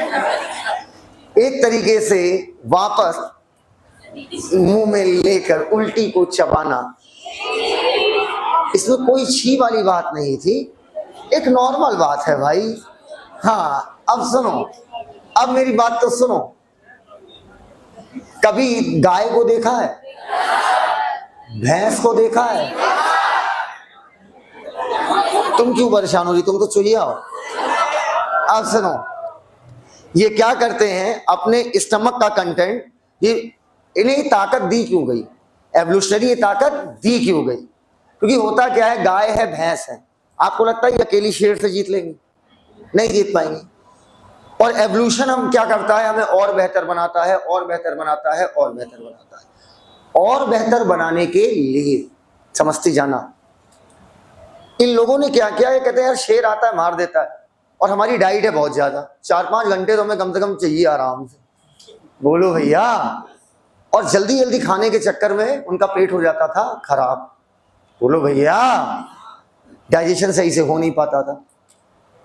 तो उन्हें एक प्रॉपर्टी आई उनके पास, जैसे मान लीजिए ये गाय है, भैंस है, जो आपको आना मान लीजिए स्वादानुसार, ये मेरी भैंस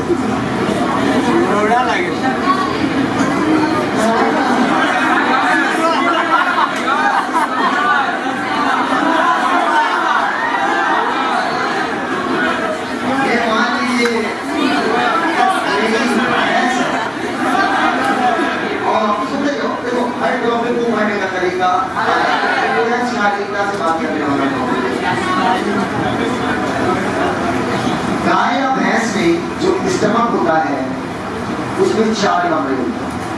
कितने कमरे? 4। पहले पढ़ा देते हैं मुंह में सब पढ़ता है ना,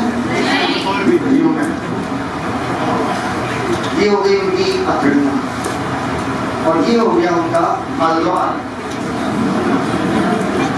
जिस द्वार से साहिल सर आए वो साहिल द्वार, जिस द्वार से मल आए वो अब इधर आओ, ये बताओ ये मान लो घास है, अब ये चबाएगी क्या? लेकिन कहीं अब ये जब घास है, अब जब ये घास को खाएगी तो उसे डर हुआ यार शेर आ रहा है, तो अब तो नोटिस करना ये लोग बहुत जल्दी ले सकते हैं, देखा होगा ना, ठीक है। फिर अपना जब खा पी लिया, एक जगह सेफ साइड देख लिया, यहाँ कोई नहीं है, हम आराम से बैठेंगे, देखा होगा ना कैरेटी, देखा होगा, देखा नहीं देखा है, इससे खाना अच्छे से क्या होगा, टूट जाएगा। रूमिनेंट एनिमल होने का यही फायदा है, अर्थात आप जल्दी जल्दी खाना खाओगे, फिर आराम से इत्मीनान से सेफ साइड जाकर आप आराम से चरी को चलोगे, चरी को चलोगे, बस क्लास करने में इतना ही फर्क होता है कि आप घर पे सिर्फ समझ पाते कि रूमिनेंट एनिमल गाय भैंस था। अब आप समझ चुके हो जो अपने स्टमक का कंटेंट मुंह में लाकर उसे दोबारा चबा ले वो क्या है, रूमिनेंट। अब आइए, अब इन्होंने मान लीजिए चली चलती चली गई अंदर, चली गई स्टमक के पहले, अब मान लो इतना मानता चली को दोबारा चली, तो चली को वापस तो मुंह में, तो चली को और चली, तो चरचरा गिरन ले, बोलो भैया, अब समझना यहीं पर मौजूद होते हैं आर्की बैक्टीरिया के मिथेनोजेन्स जो मीथेन गैस निकालेंगे, ठीक। मीथेन गैस निकलती कैसे समझना, जब आप सेलुलोज पहले बताओ जहां पर इस समय स्टमक का पहला चैम्बर है, बताइए क्या वहां पर ऑक्सीजन है या नहीं? ऑक्सीजन लंग्स में जाती है, पेट में थोड़ी जाती है। अरे हाँ भाई, जब मैं गया था ना वो स्टमक में, जब मैं स्टमक में गया था, अरे मैं ऑक्सीजन मास्क लगा के गया था, वहां का ऑक्सीजन मिली थी। अब ऑक्सीजन ये क्या तो नहीं, कहाँ जा रही है बेटा, कहाँ भेज रहे हो, लंग्स में भैया, तो किसी में ऑक्सीजन कभी भेज सकते हो, पता नहीं कि तो कहाँ जा रही है, अगर नमक में जोड़ा लंग्स बोल सकते हैं, मतलब नमक को मत बुलाओ, वैसे भी कह सकता आइए, अब मीथेन गैस बनती है जब सेलुलोज को एनारोबिक कंडीशन में मिथेनोजन तोड़ते हैं, तब मीथेन गैस का प्रोडक्शन होता है। मीथेन गैस के ब्रैकेट लिखना बायोगैस, इसको भी बायोगैस भी कहते हैं, तब मीथेन गैस का प्रोडक्शन होता है, बोला ना, तब मीथेन गैस का प्रोडक्शन होता है, प्रोडक्शन, या okay, very good, fine fine, how much,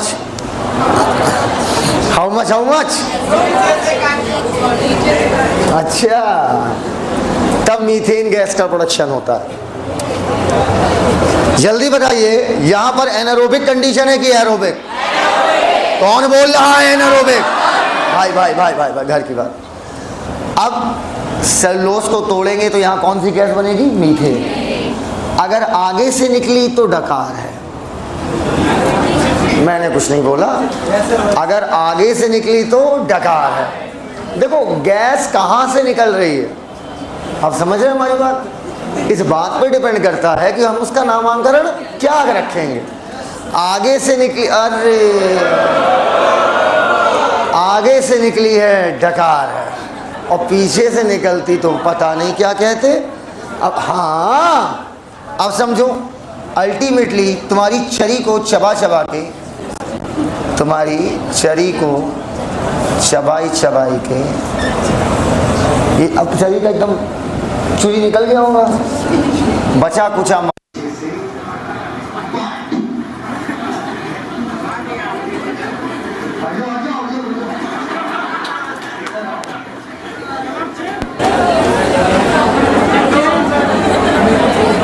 ये कलर ही नहीं दिखाई दे रहा। लेट मी गिव यू,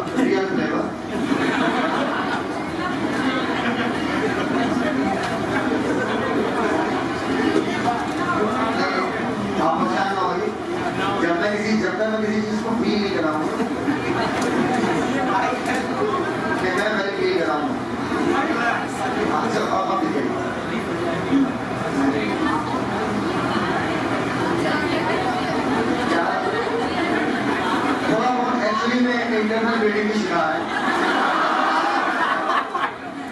ये एक्चुअली में एमिबी डिसेंट्री हो गई है, तो इस वजह से बहुत हुआ लाल। अच्छा इधर देखना बेटा,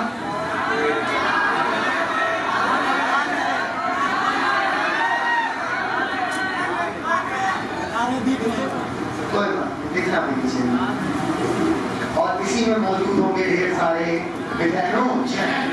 देखा होगा जब भी तो एक भाप सी निकलती है मन से देखते हाँ, ये देखते कि भाप निकलने, हाँ मन तो नहीं सही। अब सुनो बेटा, अच्छा ये बताओ क्या ग्रास में सेलुलोज होगा या नहीं होगा? प्लांट की सेलों में सेलुलोज होगा या? तो अब बताओ क्या मिथेनोजेन आपके सेलुलोज को तोड़कर मीथेन गैस निकाल रहे हैं? अब सुनो भाई, तो अब मैं आपको समझा चुका हूँ कि मिथेनोजेन कहाँ पाए जाएंगे? मार्शी एरिया और gut of ruminant animal. Clear हो तो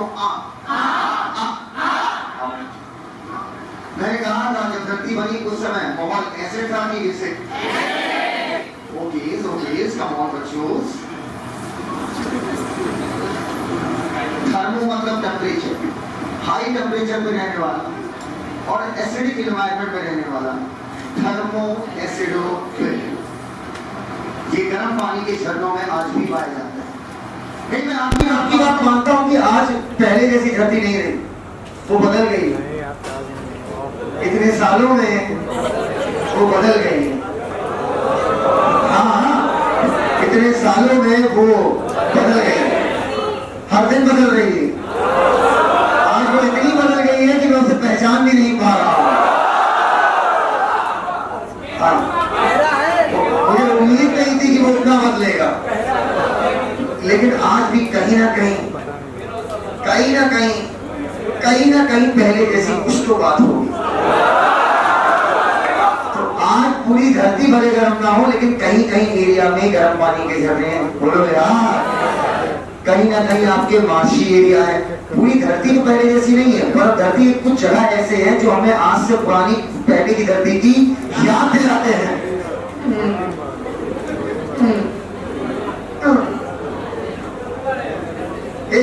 ज्वालामुखी में मिनरल्स पाए जाते हैं क्या?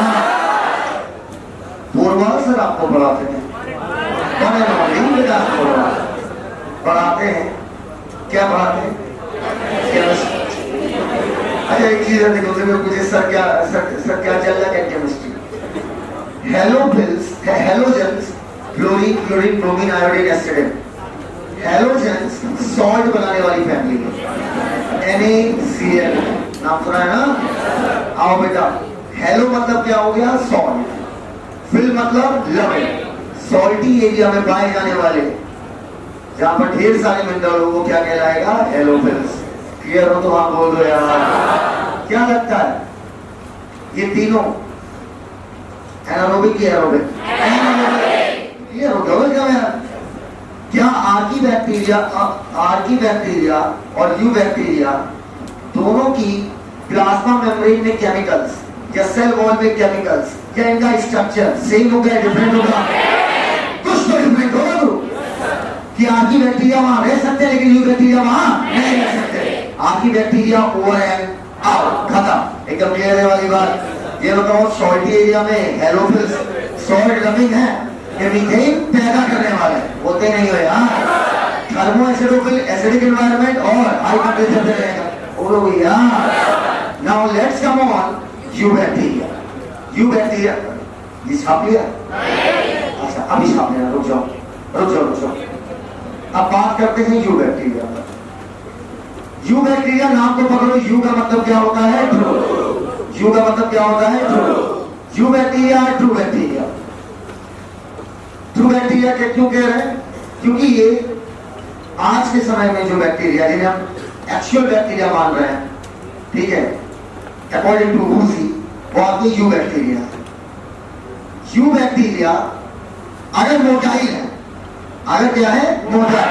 ये छाप लो यार, मतलब तुम छाप नहीं पाते हो बेटा। पहली बात, बैक्टीरिया के पास सीलिया नहीं होता। बैक्टीरिया के पास अगर होगा तो फ्लैजिला होगा। अगर मैं तुमसे कहूं कि अगर कोई इंसान मोटाई है, मतलब एक जगह से दूसरी जगह जा सकता है, तो उसके पास पांव होगा, तो सर ये तो आप बेवकूफी की बात कर, पांव होगा इसका मतलब वो मोटाई हो गई। उसी प्रकार एनसीईआरटी लिखती है यू बैक्टीरिया अगर मोटाई हुए तो इनके पास फ्लैजिला होगा। ध्यान रखना, सीरिया नहीं, क्या होगा? फ्लैजिला। पर एग्जाम में हम ध्यान नहीं रख पाएंगे, एग्जाम में भूल जाएंगे नंबर में। तो एग्जामिनेशन पॉइंट ऑफ व्यू से क्या किया जाए? ई से क्या हुआ? यू बैक्टीरिया, और एफ से क्या हुआ? फ्लैजिला।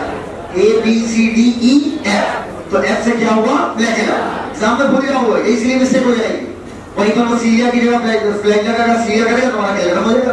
बोलो भैया। तो यू बैक्टीरिया अगर मोटाई हुए तो इनके पास क्या होगा? फ्लैजिला। अब अगली बात सुनो, यू बैक्टीरिया एक बड़ा ग्रुप है। यू बैक्टीरिया नाम के ग्रुप, यू बैक्टीरिया नाम के ग्रुप में, यू बैक्टीरिया एक बड़ा ग्रुप है। यू बैक्टीरिया नाम के ग्रुप में, यू बैक्टीरिया नाम के ग्रुप में एक छोटा सा ग्रुप आता है, छोटा सा ग्रुप, बहुत छोटा, नाम होता है साइनोबैक्टीरिया। नाम होता है साइनोबैक्टीरिया। यू बैक्टीरिया में एक ग्रुप आता है छोटा सा, जिसे बोलते हैं साइनोबैक्टीरिया। साइनो का मतलब मैंने आपको फिलोसफी ऑफ बायोलॉजी में पढ़ाया था, ब्लू। ब्लू का मतलब क्या होता है? साइनो। इन्हीं का दूसरा नाम है ब्लू ग्रीन एल्गी। आप समझना, ऊपर जब हम आपको फोटोसिंथेसिस इन हायर प्लांट्स पढ़ाएंगे तो वहां पर आपको पढ़ाएंगे कि हायर प्लांट में पिगमेंट पाया जाता है क्लोरोफिल ए। वो क्लोरोफिल ए पिगमेंट जो हायर प्लांट में भी है, जो यूग्लिना में भी पाया जाता है, वो पिगमेंट आपका साइनोबैक्टीरिया में भी पाया जाता है। तो मैं कहूंगा साइनोबैक्टीरिया है chlorophyll A which is also present in Euglena, which is also present in higher plant. अब ये बताओ साइनोबैक्टीरिया यूनिसेलुलर या मल्टीसेलुलर? यूनिसेलुलर होते हैं। अच्छा ये बताओ, मैं अकेला रहता हूँगा या कॉलोनी में रहता हूँ? अकेला, जंगल के बीच में अकेला घर होगा मेरा, मेरे घर के बगल भी घर होगा, इधर भी घर होगा, इधर भी घर होगा, और मेरे घर के सामने भी घर होगा। जब मैं छोटा था तो कई बार घर में आ जाते थे मेहमान, घर पर बुला नहीं आ जाते लोग, तो एक ट्रेंड बना हुआ है कि 2 कप चाय मुंह पे फेंकनी होती है और थोड़ा सा चुगने के लिए दाल मोट और 2-4 बिस्किट ऐसे फेंकते, और एक बिस्किट आता था जिम जैम। मेरे 2 बिस्किट मेरे फेवरेट थे, जिम जैम, एक मिल्क बिकीज, एक जिम जैम, एक मिल्क बिकीज। तो ये 2 बिस्किट मैं बहुत खाता था, और एक और था भूल रहा हूँ, उसका मिल्क जैसा टेस्ट, पार्ले जी को उसकी बेटा तुलना नहीं की जाती, वो वन एंड ओनली पार्ले जी। बस दर्द ये होता था जब वो टूट के गिर जाता था, वो दर्द कभी मतलब जा नहीं सकता, लेकिन हम लोग भी कर नहीं थे, भोज में उसको समझना। आप ऐसा क्यों समझते कि मैं इंसान नहीं हूँ? मैं भी सारे काम करता हूँ, आज भी करता हूँ, अकेले में कौन देख रहा है सारे सारे। अब सिर्फ हमारी बात, तो जब मैं छोटा था तो कोई घर में कोई चीज कमी पड़ जाती थी घर में, जैसे मान लो मेहमान आ गए, 1 घंटा पक गए, दूध खत्म हो गया, ठीक है, अब गाय भैंसे तो बनी ही रहती थी, जब चार कप निकाल लिया। अब दीदी धीरे कहती थी, बेटा सिलेक्शन इधर है,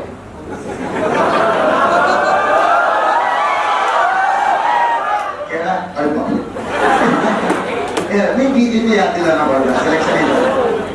तो मम्मी, दीदी मेरी बड़ी बहन है, तो वो मुझसे कहती थी, ओए सुन, बगल वाले के यहाँ चले जाओ, दूध ले आओ। तो मेरा उनकी बात मान लेता था,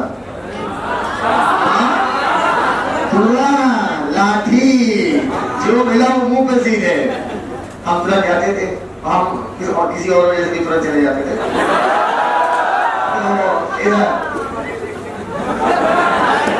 तो पहुंच जाते थे शुक्ला का घर था, तो हम कहते हैं आंटी, छोटे से हो, ठीक है, अब बताया कि चीनी मंगाया, जो मंगाया, लेके चले। कभी उनको जरूरत होती थी तो हमारे यहाँ से चला जाता था, हमें जरूरत होती थी तो उनके यहाँ से आ जाता था। ये कॉलोनी में रहने से फायदा होता है कि एक दूसरे की जरूरत में हम एक दूसरे के आते हैं काम। ये सिर्फ और सिर्फ गाँव के लिए अपनी केवल। अगर आप मुझसे पूछिए जहां मैं रहता हूँ, अगर तुम मुझसे पूछोगे कि बगल में कौन रहता है, कहते पता नहीं, वो रात में 1 से 2 के बीच में आता है। 1 से 2 के बीच में उनके कार की हॉर्न की आवाज आती है, ठीक है, और 1 से 2 के बीच में दरवाजा खुलेगा फिर बंद हो जाएगा, और सुबह 10 बजे वो गायब हो जाएंगे। तो टीचर हैं और ना मुझे उनके बारे में पता है वो कौन है, ना मुझे जानने में इंटरेस्ट है, क्योंकि शहर में लाइफ क्या होती है, बिजी। तो गांव में लेकिन क्या होता है, बहुत सपोर्टिव नेचर होता है एक दूसरे, मतलब किसी के शादी वादी सब लोग, अगर भुजिया उजिया बन रही है तो हाँ मैं उसी देखा होगा। तो ब्लू ग्रीन एलगी ने भी सोचा कि यार अगर हम अकेले रहें इससे बेटर हम कॉलोनी में रहें, कभी पानी की जरूरत हुई तो हम ले लेंगे, कभी मिनरल की जरूरत हुई किसी और को तो हम दे देंगे। तो ब्लू ग्रीन एलगी क्या किए कि ढेर सारे आपस में चिपक के कॉलोनी बना लिए। लड्डू है, खाओ है, ब्लू ग्रीन एलगी का लड्डू है। अब ये क्या बन गई, कॉलोनी। अब रहते ये पानी में थे, तो तेज अगर पानी का झोंका आएगा तो कॉलोनी दिखाई जाएगी। बूंदी को चिपकाने के लिए हम गोंद का इस्तेमाल करते हैं। अरे बूंदी का लड्डू खाया है ना, देखा होगा। तो बूंदी को चिपकाने के लिए गोंद का इस्तेमाल करते हैं। अरे ऐसे करता नहीं, ऐसा करके। अब उसी प्रकार कॉलोनी को चिपकाने के लिए ये गोंद स्वयं पैदा करती है। तो कुछ कहते हो थोड़ी देर बाद याद आएगा, ठीक है। कुछ ब्लू ग्रीन एलगी ने क्या किया, जैसे हम लोग होली में मटकी फोड़ते हैं, एक के ऊपर एक, एक के ऊपर एक, एक के ऊपर नहीं। होली में मुझे याद है हमारे यहाँ होली में बहुत तगड़ी से सेलिब्रेट होती है। तो होली के 1 दिन पहले चल के वो मटकी फोड़ रहे हैं, है ना। मेरा भाई फोड़ता था बड़ा वाला, इधर आओ, मैं तो ये सोचता था एक बार गिर जाए मजा आ जाएगा, इधर आओ, अपने दोस्त से मटकी पकड़ो सब लोग हट जाए। तरह के क्रिएटिव विचार मेरे अंदर आते ही रहते थे। तो अभी क्या हुआ, अब एक के ऊपर एक चले जाए, ठीक। सुनना मेरी बात बहुत अच्छे से, मैं समझा रहा हूँ। कॉलोनी क्यों बनी समझ में आ गया ना, ताकि एक दूसरे की जरूरत को पूरा कर सके। जो जिसके पास ज्यादा हो दे देगा, जो कम होगा वो ले लेगा। अब समझना मेरी बात, दुनिया का कोई भी ऑर्गेनिज्म हो भाई साहब, सबसे ज्यादा उसको नाइट्रोजन चाहिए, और हम नहीं मानते हैं। बस यही बात स्कूल में बोली होती ना, तो बेटा आज नीट क्रैक कर चुके होते और या तो सुझा दिए गए होते हैं। सबसे ज्यादा नाइट्रोजन क्यों चाहिए समझना, प्लीज समझना। न्यूक्लिक एसिड बना हुआ है नाइट्रोजनस बेस से, आ गई नाइट्रोजन। प्रोटीन बना हुआ है अमीनो एसिड से, अमीनो आ गई नाइट्रोजन। विटामिन, बहुत सारे विटामिन जिसमें मौजूद होती है नाइट्रोजन, होती नहीं हो यार। हार्मोन्स मैंने पढ़ाए थे, प्रोटीन हार्मोन याद आया, उसमें भी क्या चाहिए होती है, नाइट्रोजन। सो किसी भी ऑर्गेनिज्म को सबसे ज्यादा क्या चाहिए, नाइट्रोजन। समझ गए हमारी बात, सबसे ज्यादा नाइट्रोजन चाहिए। ब्लू ग्रीन एलगी ने सोचा यार नाइट्रोजन की कमी पड़ जाएगी तो हम क्या करेंगे, कैसे जिएंगे। तो सबने मिलकर दिमाग लगाया, कहते हैं चलो एक के ऊपर एक चढ़ जाते हैं। चढ़ गया भाई, मैंने कहा चढ़ने से कुछ नहीं होगा, नाइट्रोजन का क्या जुगाड़ है। इन्होंने कहा ऊपर ऊपर। अच्छा आप लोग कभी हॉस्टल में, आप लोग तो मुझे को नहीं लगता कि आप लोग ऐसा करते हैं, पर आप लोग करते हो कि क्या होता है, सब लोग थोड़ा थोड़ा पैसा मिलाए, मुर्गा आया या पनीर आया, आप लोग करते हैं ऐसा। अच्छा मुझे समझ ये बड़े अजीब होते हैं, बड़े मतलब हम खाओ बस अपना ले आएंगे, चूहे भी देखेंगे कोई आप लोग। अच्छा आप लोग ऐसा नहीं करते थे संडे है तो आज चलो सब लोग, नहीं तुम लोग रोज करते हो तभी यही हो। तो सब लोग थोड़ा थोड़ा पैसा कंट्रीब्यूट कर लेते हैं, और बेटा उसमें भी चीजें एकदम नाप तौल के दी जाती है ना, तुम लोग को ज्यादा मिले ना क्या बवाल हो जाए, एक कोटी कमाल हो जाए भाई साहब। अरे यार जब यूपी वाले भैया बस की सीट तो देते नहीं है, ताला ये बोटी दे। तो उस दिन क्या होता है, किसी एक के कमरे पे खाना बनता है, किसी एक के कमरे में, कहीं पर प्याज कट रही है, कहीं पर कुछ हो रहा है और कहीं पर मेन खाना बन रहा है। ये भी इन लोगों ने भी यही सोचा,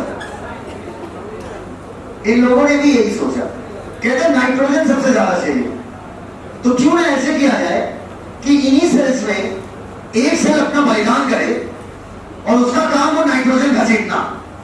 सुनते जाना मेरी बात। एक एंजाइम होता है नाइट्रोजिनेज, एक एंजाइम होता है नाइट्रोजिनेज। मैं दो चैप्टर्स को रिलेट कर रहा हूं। एक एंजाइम होता है नाइट्रोजिनेज, कैसे लिखूंगा, स्टेल को छोड़ा कर दे रहा हूं, अरे झटकी चले का टेंशन लेना। नाइट्रोजिनेज, ये एंजाइम क्या करता है, हवा से नाइट्रोजन घसीटता है, हवा से नाइट्रोजन घसीटता है और इसको कन्वर्ट करता है अमोनिया। नाइट्रोजन किसमें फिक्स हो गई, अमोनिया। कंडीशन अप्लाई है कि नाइट्रोजनेस तब काम नहीं करेगा जब उसके आसपास ऑक्सीजन होगी। ऑक्सीजन इसके लिए जहर की तरह काम करती है। तो साइनोबैक्टीरिया ने कहा अरे यार ऑक्सीजन तो चाहिए भाई, ब्रीदिंग करने के लिए, एरोबिक रेस्पिरेशन करने के लिए ऑक्सीजन चाहिए, ऐसे तो हम सब मर जाएंगे।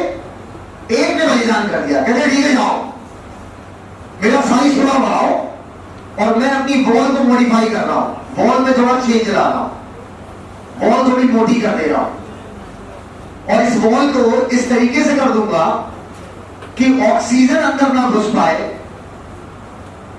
लेकिन नाइट्रोजन अंदर चली जाए। तो बताओ नाइट्रोजन को कोई दिक्कत, नाइट्रोजन इसको कोई दिक्कत। अब जो इनकी नाइट्रोजन वाली समस्या है वो क्या हो जाती है पूरी। ये सब चीजें आप घर में भी पढ़ सकते थे, बस क्लास में थोड़ा सा कॉन्सेप्चुअल है, बाकी लिखा तो सब कुछ है ना। आओ सलाम बहुत क्या करते हैं। आओ, अब ऑक्सीजन नहीं आ सकती तो नाइट्रोजन आ सकती। बताओ नाइट्रोजन वाली समस्या खत्म हुई है नहीं, बोलते नहीं हो यार, कब अभी बोलिए है। अब क्या होता है, ये जो थैलेनुमा स्ट्रक्चर है अंदर से खोखली, कैसी है खोखली, सिस्ट मतलब होता है थैला, ये दूसरी सेल से डिफरेंट है, इस वजह से हेट्रो बोल दिया। हेट्रो मतलब डिफरेंट, इसको क्या बोला हेट्रोसिस्ट। एकदम क्लियर। हर ब्लू ग्रीन एयर की नाइट्रोजन नहीं फिक्स करेगी, कुछ ब्लू ग्रीन एयर की है जिनके पास नाइट्रोजन फिक्स करने की ताकत है। एंजाइम का नाम क्या था, नाइट्रोजन। क्या नहीं चाहिए, N2 को किसमें बदलेगा, अमोनिया, और उस सेल को क्या बोल दिया, हेट्रोसिस्ट। अब मेरे साथ सुनो, एग्जांपल बोलो, बोलो नॉन स्टॉप, एनाबिना, एनाबिना डोप शोप नहीं, बोलो non stop, anabaena, anabaena non stop, Australia, anabaena non stop.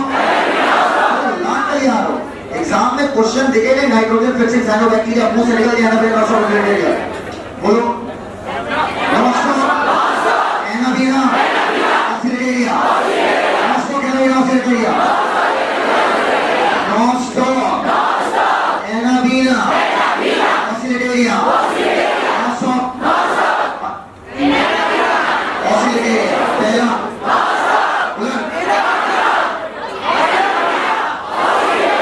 Australia, पक्का, एनाबिना, नॉन स्टॉप, ऑस्ट्रेलिया। अब समझना मेरी बात एक और, कुछ सभी नहीं, क्या कुछ आपको पता है, ये जो कोई मिनरल वाटर की बोतल है, मिनरल वाटर, हाँ देखो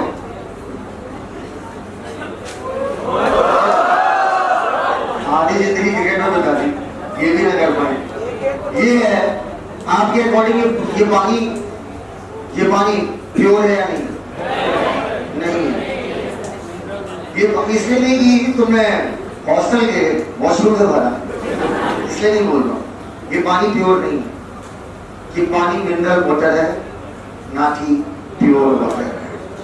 इस पानी में मिनरल भी मिले हुए हैं, जैसा नहीं, हाँ, कि पानी का टेस्ट नहीं होता, लेकिन जब आप इस पानी को पीते हैं तो एक टिकलिंग टेस्ट होता है। टिंगलिंग का मतलब न समझ आए, पर इशारे से फीलिंग आ गई होगी। एक कैसा टेस्ट होता है, टिंगलिंग टेस्ट। हल्का से जीभ पे लगता है, लोहा चाटो तो लगता है, लोहा चाटा है कोई, है ना, एक अजीब सा आता है, लगता आता है लेकिन चला जाता है, फिर जाता पड़ता है। तो ये पानी प्योर वाटर नहीं है, मिनरल वाटर है, इसमें मिनरल्स मिले हुए। According to biology this is not pure water, ये पोल्यूटेड वाटर। बायोलॉजी से पोल्यूटेड वाटर मानती है। सर पोल्यूटेड वाटर क्यों मानती है? सोचो, एक बहुत बड़ी सी झील है, उसमें खूब सारा मिनरल है, खूब सारा मिनरल है। तो आप बताइए, मिनरल है तो झील में मौजूद एल्गी उस मिनरल का इस्तेमाल करेगी और अपनी सेल्स को डिवाइड करके अपनी जनसंख्या बहुत तेजी से बढ़ाएगी। ढेर सारा एल्गी होगा तो ढेर सारा एल्गी को खाने वाली मछलियां होंगी, मछलियों की भी आबादी बढ़ जाएगी। कुछ दिन बाद क्या होगा, मछलियां मरेंगी, एल्गी भी मरेंगे, मर के कहां जाएंगे, नीचे। जैसे जैसे नीचे जमा होते जाएंगे, लेक आपकी कम गहरी होती जाएगी, कम गहरी होती जाएगी और एक दिन क्या हो जाएगी, लेक का स्तर खत्म। पक्का बोलो हाँ। तो अगर पानी में मिनरल है तो वो पानी माना जाता है पोल्यूटेड, क्योंकि वो झील को क्या कर देगा, खत्म। पढ़ाऊंगा इकोलॉजी में कुछ होता है यूट्रोफिकेशन, मिनरल्स की मौजूदगी में झील का अस्तित्व खत्म हो जाना। तो जो पोल्यूटेड वाटर बॉडी होगी उसमें साइनोबैक्टीरिया तेज ग्रोथ करेंगे या नॉन पोल्यूटेड? कुछ साइनोबैक्टीरिया, सुनना है, कुछ साइनोबैक्टीरिया पोल्यूटेड वाटर बॉडी में, नॉन पोल्यूटेड है, अगर इसमें मिनरल है ही नहीं तो क्या साइनोबैक्टीरिया जिंदा रहेगा? क्या बोलते ही नहीं हो यार। एक एक चीज सिखाता हूं यार, कभी नहीं बोलते यार। पोल्यूटेड वाटर बॉडी में आपके कुछ साइनोबैक्टीरिया इतनी तेज ग्रोथ करते हैं, अब उसे बोलते हैं एल्गल ब्लू, अर्थात एल्गी ने बहुत तेजी से ग्रोथ करी और पूरा का पूरा तालाब एल्गीमयी हो गया। कैसा हो गया? एल्गोमयी नहीं, एल्गीमयी। ताइक्वांडो में लोग सीखते थे ना, चुमुक्सुगी, सुडोमकी, चुमुक्सुगी, माथनचरकी, चुमुक्सुगी, एल्गोमकी। ये क्या है? ये मजाक था। अच्छा सुनो हमारी बात, इधर देखो, इधर हमारी बात सुनो, इधर ताइक्वांडो नहीं खेला? हाँ, स्कूल में नहीं खेला यार, बहुत मजा आता है, मजा बहुत आता है। और जब फाउल करने में बहुत मजा आता है, किसी से बदला ले लो, उससे अच्छी कोई जगह नहीं होती है। रूल्स होते हैं कि कितने पे मारोगे, ठीक है, कुछ नहीं, तुम घुटने पे देते रहो, क्या होगा, पॉइंट्स काटोगे, काटते रहो, मेरा काम चल रहा है। बोलो भैया पॉइंट्स ही तो काटोगे, इससे क्या करोगे? हमें कौन सा कौन टाइकोंडो चैंपियन बनना है, ब्रूस ली बनना है? हमें ब्रूस ली बनना ही नहीं, हमें उसका चेहरा चूसली जैसा दिखना चाहिए। मेरी बात सुनो, पोल्यूटेड वाटर बॉडी में कुछ साइनोबैक्टीरिया की सभी कुछ है जो नाइट्रोजन का फिक्सेशन करते हैं, कुछ है जो पोल्यूटेड वाटर बॉडी में आपका क्या करेंगे, एल्गल ब्लू। अब बात करते हैं, लास्ट टॉपिक है, लास्ट बातें होने वाली है, कीमो सिंथेटिक ऑटोट्रॉप, जिन्हें बोला था कीमो ऑटोट्रॉप,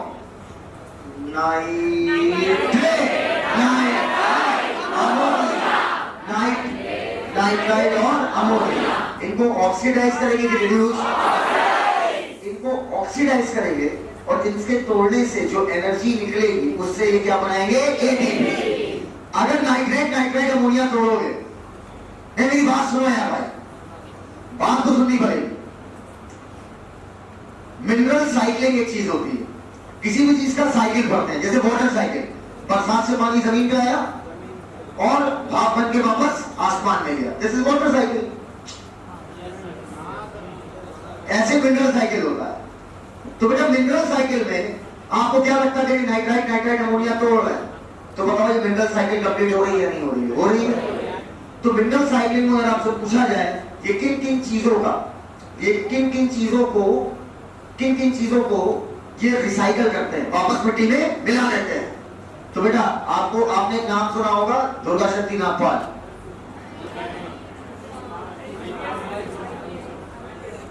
अरे सिविल सर्वेंट थी, बहुत खतरनाक, डेंजरस सिविल सर्वेंट। नहीं सुना दुर्गा शक्ति नागपाल? नहीं सुना? उर्फी जावेद का नाम सुना होगा,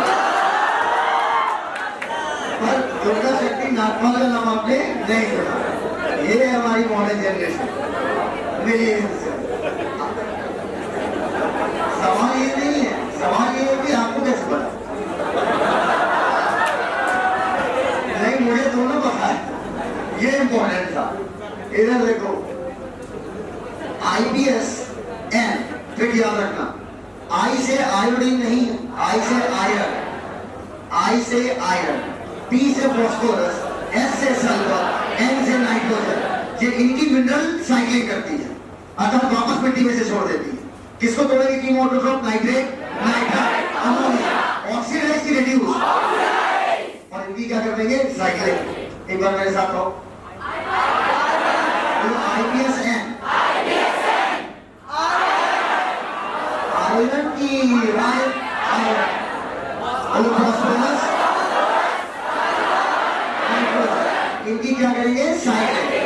बेटा मैं नीचे लिखो IBSN, देखा IBSN लिखो, नीचे लिखो आयरन, फॉस्फोरस, सल्फर, नाइट्रोजन।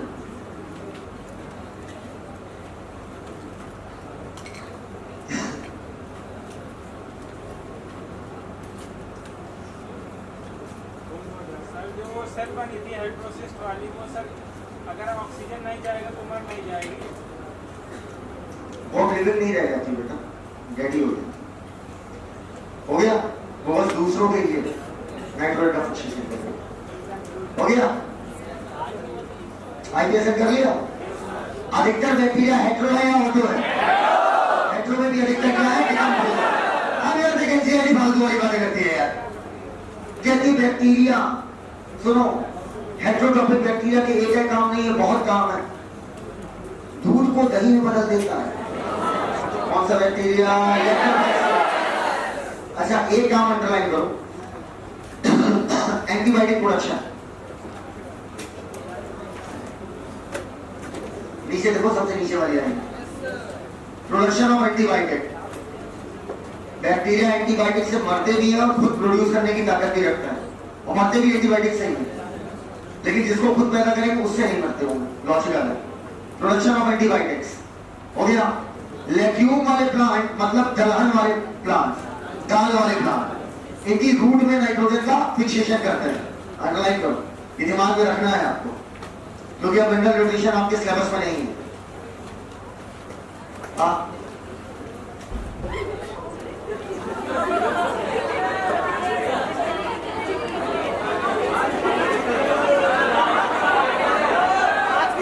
भाई इसको काट देना, भाई इसको काट देना, ये मेरी इंसल्ट हो गई है। रिसर्च शुरू करने वाला हूँ मैं ऐसे।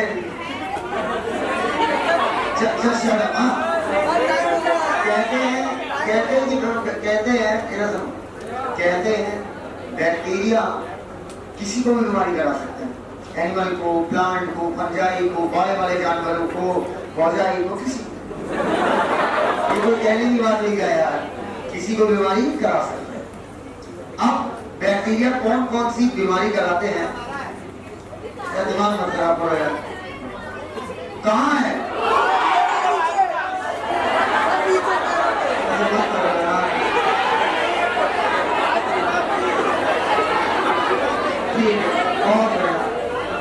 किस बोल रहे हो?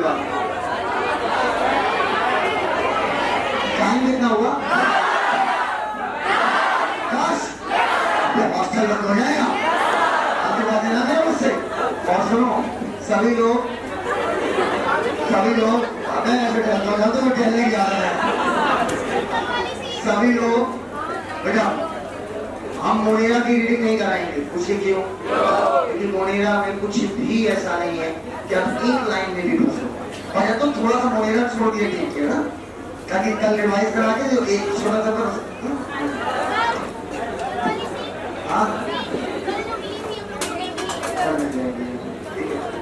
भैया सुनो, सभी लोग मोनेरा की शीट और मोनेरा की एनसीईआरटी रीड करते हुए जाएंगे। मोनेरा की एनसीईआरटी जब तक 2 बार रीड, बात ही नहीं सुन रहे हैं।